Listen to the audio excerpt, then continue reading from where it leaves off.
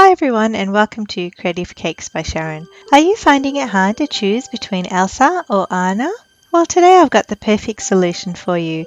I'm going to show you how to create this beautiful cake showcasing both the sisters, Elsa and Anna. After creating my tutorials on Elsa, Anna, Olaf and Elsa's castle, I've had lots of requests to do something different, so I hope you're going to enjoy this tutorial of the sisters together. So let's get started. Today, of course, I've got my Anna and Elsa dolls. I've also got two 8-inch round cakes, and these are quite tall 8-inch rounds. They're about 2.5 inches tall each. If you've got shorter cakes, you probably need 3 8-inch rounds for this. I've got my fondant roller, I've got a large serrated knife, I've got my offset spatula, a pizza cutter, an X-Acto blade. I've also got my palette knife. I've got some water and a paintbrush. I've got some light blue sanding sugar. I've got some blue glittery flakes, and the fondant I'm using for Elsa I've got light blue and dark blue, and then for Anna I've got some dark blue, pink, some black and some green. I've got a little flower plunge cutter as well as some other little cutters. These are little petal cutters, but you can use any shape you like. I'm just going to use them for decoration on Anna's skirt, so anything you've got lying around. I've got a 1-inch round cutter and a larger round cutter. These are cookie cutters, and you basically need a round that's large enough to go around both of the dolls' bodies. I've got some snowflakes which I've prepared out of some fondant and let dry a little bit. I've also got some light blue buttercream frosting, as well as my round board which I've covered in some fondant. So the first thing I'm going to do is pop a little bit of the buttercream frosting onto my cake setup board and pop one of the 8-inch cakes onto the board.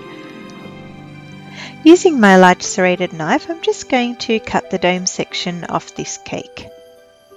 Then using my round cutter, I'm going to cut out a circle from the center of the cake and remove it. Using the buttercream frosting, I'm going to apply a nice generous amount to this bottom layer of cake. And again, using my large round cutter, I'm going to cut the center of the other cake out. Because the cake's so tall, it's not going to go all the way through, so I'm going to use my knife to cut the bottom half of the circle out and pop it onto the bottom layer.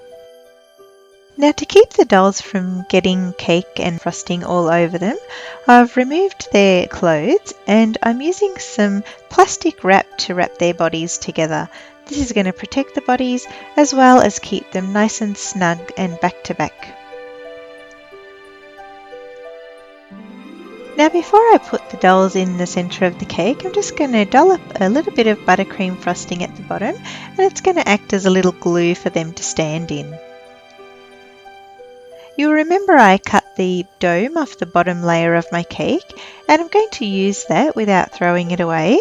I'm going to cut out the middle section with my circle cutter and cut it in half and use some buttercream frosting at the top of the cake to add this little layer.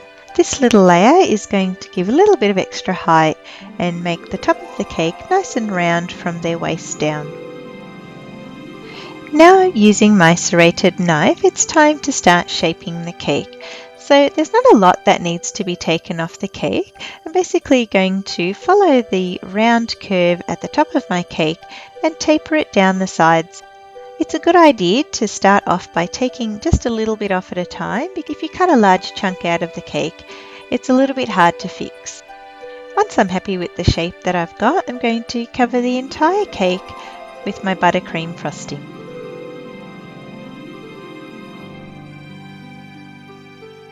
Now, to get a nice smooth surface on the frosting, I've just got a piece of paper towel which I'm resting on the cake and very gently smoothing over with my hand. Before I start covering the cake in fondant, I'm going to transfer it onto my board. Now I'm going to start decorating the cake, and it's easiest to do one doll at a time, so I'm going to start with Anna. I've got this blue fondant here which I'm rolling out to about 2 to 3 mil thick, and this is going to form her skirt. And before I place it on the cake, I'm going to use my palette knife to just make a little mark down each side of the cake in between Anna and Elsa. And then carefully lifting up the fondant, I'm going to place it onto Anna's side of the cake. With the excess on either side, I'm just going to use my X-Acto blade and trim it off, just following the line that I created in the buttercream frosting. And then I'm going to give the cake a little bit of a smooth, just to get rid of any little bumps, and trim off the excess at the bottom of her skirt. Now to work on Anna's blouse, I've got some of the light blue fondant, and I'm going to cut out 2 long strips and just attach them to each of her arms to create the sleeve. So just placing the fondant on top of her arm and carefully pinching it together at the bottom. At the very end, I'm just going to roll up the fondant just to give it a nice little cuff look. I'm just going to cut out a little piece of fondant for the top of her blouse and stick that to her body.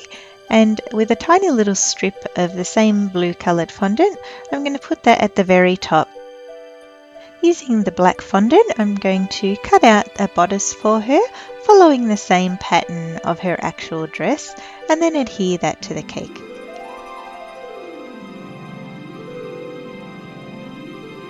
For the pattern on Anna's bodice, I've rolled out some thin little snakes of green fondant, and I'm just going to create a few little patterns and stick them to her bodice.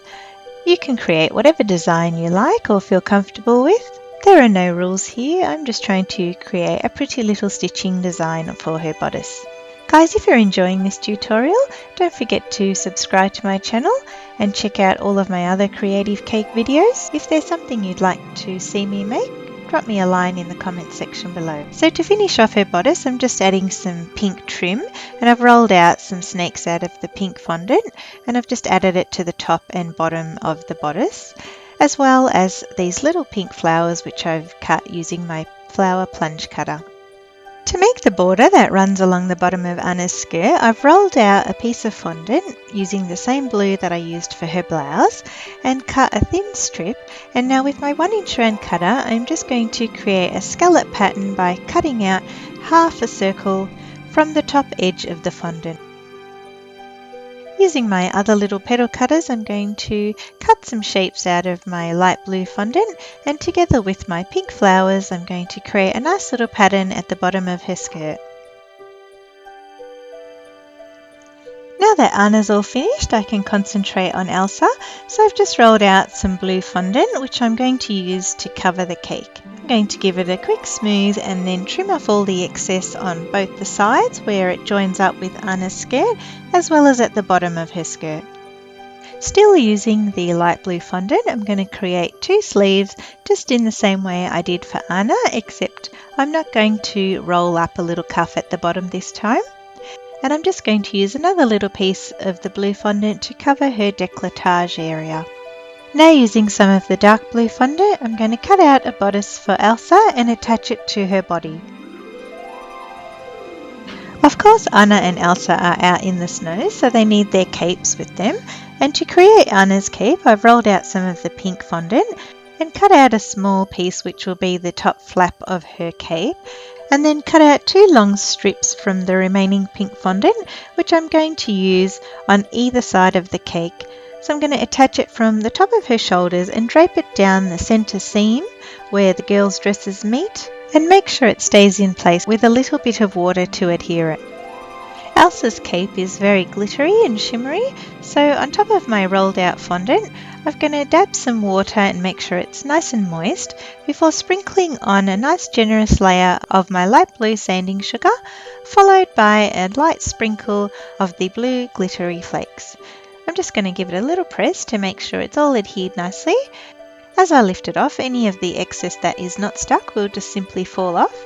And then it's simply a matter of positioning the cape in between Anna and Elsa. I'm going to let the fondant drape a little bit at the bottom and try and create a few pleats. And once I've done the other side as well, I can attach the top of Anna's cape, draping it around her shoulders and bringing it to the front. And finally, it wouldn't have been complete without a scattering of snowflakes at the bottom. I hope you enjoyed this tutorial of Anna and Elsa on the same cake. Now you don't have to choose, you can have them both. Guys, if you enjoyed this tutorial, don't forget to give it a like and share it with your friends. I love to get your suggestions and feedback, so don't forget to leave me a comment in the section below.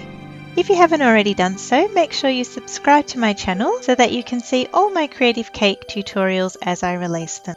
And as always, thanks for watching, guys.